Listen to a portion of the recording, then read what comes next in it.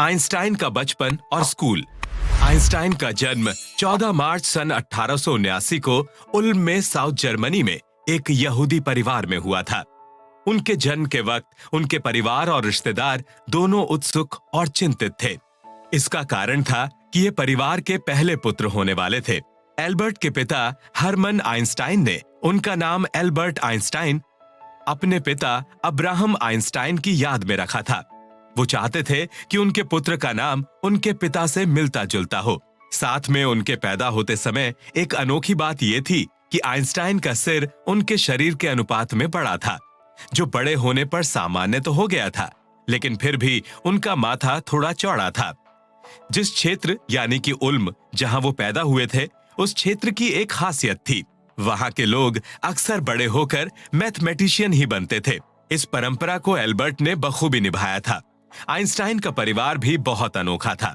वो लोग बहुत जगह में फैले हुए थे। वो लोग पूरे यूरोप के अलग शहरों और देशों में बसे हुए थे, जिस कारण एल्बर्ट को अपने परिवार से अपनी जिंदगी के हर पड़ाव में सहायता मिलती रहती थी। कहते हैं ना, चाहे आप परिवार से कितना भी लड़ें, लेकिन अंत में वही काम आते हैं। कहानी में आगे बढ़ते हुए हम जानेंगे कि कैसे एल्बर्ट के पसंदीदा मामा सीजर कोच ने उनके पढ़ाई का खर्चा देकर उनकी सहायता की थी। साथ में उनके जीवन में उनकी इटली में रह रही आंटी का भी बहुत बड़ा योगदान था। एल्बर्ट की पढ़ाई का खर्चा उन्हीं के द्वारा किया गया था, तो जाहिर सी बात है कि एल्बर्ट के बड़े परिवार का उन्हें पूरा फायदा मिला था। इसके साथ आज भी लोग इन कड़ियों को जोड़ने में लगे हैं कि आखिर एल्बर्ट के तेज दिमाग के पीछे किस परिवार की तरफ का प्रभाव ज्यादा था।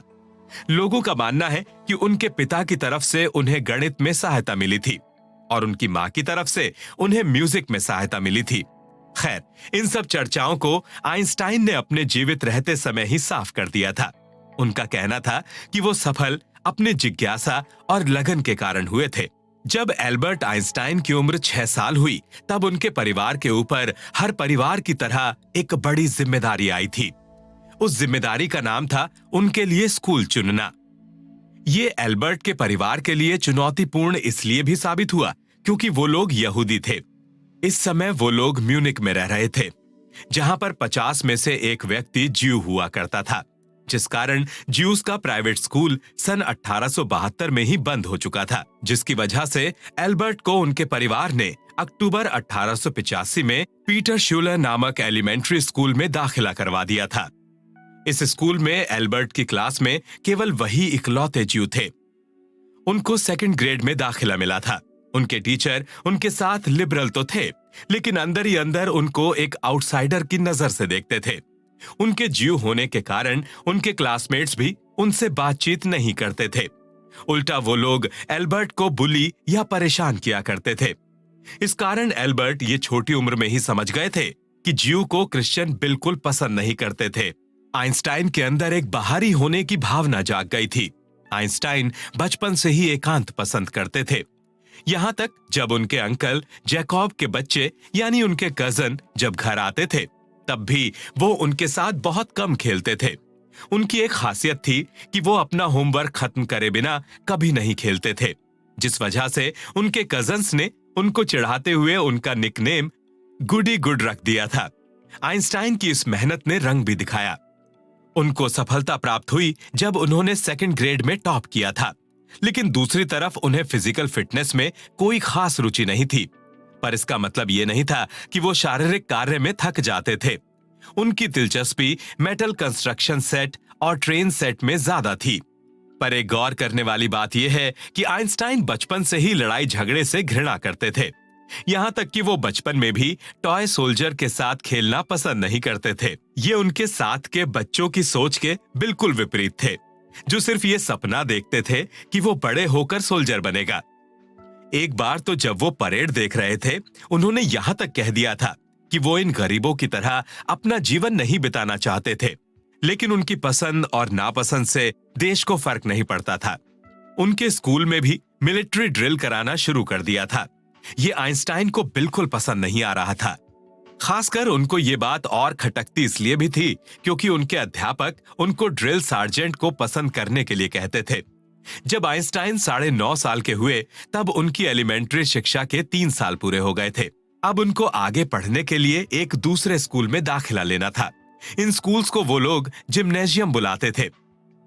उनका दाखिला ल्यूइटपोल्ड जिम्नेजियम में सन 1888 में हुआ था। ये उनके पुराने स्कूल से ज्यादा दूर नहीं था। इस स्कूल की खासियत ये थी कि ये सिर्फ ह्यूमैनिटीज पर ध्यान केंद्रित नहीं करता था। यहाँ पर साइंस और गणित की भी अपनी जगह थी, जिस कारण इस स्कूल ने अधिकतर पेरेंट्स के बीच बहुत इज्जत कमाई थी। आइंस्टाइन जब वहां आए थे तब वहां केवल 684 छात्र थे, लेकिन 1894 तक वहां पर 1330 छात्र हो गए थे। ज्यादातर छात्र कैथलिक थे और केवल 5% छात्र आइंस्टाइन की तरह ज्यू थे। आइंस्टाइन की कक्षा में केवल उनके साथ 2 ज्यू ही और थे। इसके अलावा इस स्कूल में क्लासेस पूरी तरीके से भरी रहती थी। एक क्लास में 50 से 60 छात्र साथ में पढ़ते थे। आइंस्टाइन अपने पूरे स्कूल के समय एक बहुत होनहार और पढ़ाकू छात्र की तरह जाने जाते थे। ये सुनकर आप में से कुछ श्रोताओं को थोड़ा अटपटा लग रहा होगा। हम लोगों ने अक्सर आइंस्टाइन के बारे में यही कहानी सुनी है कि आइंस्टाइन विद्यालय में पढ़ाई में अच्छे नहीं थे, लेकिन इसके बावजूद वो इतने बड़े साइंटिस्ट बनने में कामयाब रहे। ये कहानी माता पिता द्वारा पढ़ाई में कमजोर बच्चों को इसलिए सुनाई जाती थी जिससे वो उम्मीद न हारें और अपने आप से निराश न हो। ये अफवाह थी कि वो आध्यात्मिक कक्षाओं में कमजोर थे। ये आइंस्टाइन के जीवित रहते समय ही फैलना शुरू हो गई थी। मजे की बात तो यह है कि कभी आइंस्टाइन ने भी इस अफवाह पर कोई आपत्ति नहीं जताई थी।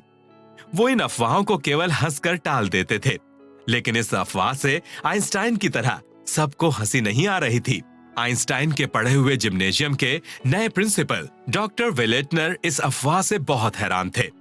उनको लग रहा था इस अफवाह के चलते उनके विद्यालय का नाम ना खराब हो जाए, जिस कारण उन्होंने आइंस्टाइन के 50वें बर्थडे पर जब ये खबर पढ़ी कि आइंस्टाइन एंशिएंट भाषा में कमजोर थे, तब उनके पैरों के नीचे से जमीन खिसक गई थी।